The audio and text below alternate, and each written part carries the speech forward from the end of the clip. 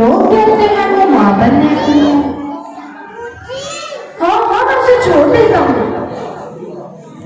नहीं नहीं, मैं उसे बदनाम भी तो नहीं कर सकता।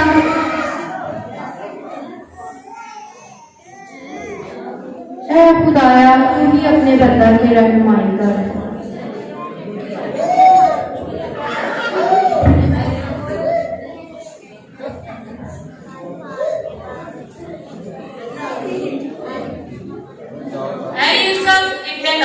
अपनी दीदी मरियम को अपने हारे आंखों से न कर, क्योंकि जो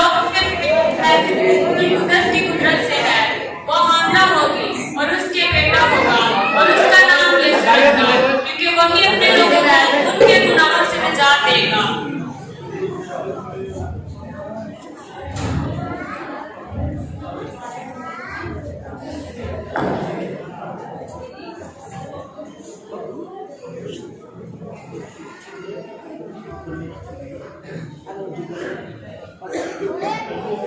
ये ख्वाब था या आलमी बिदाई?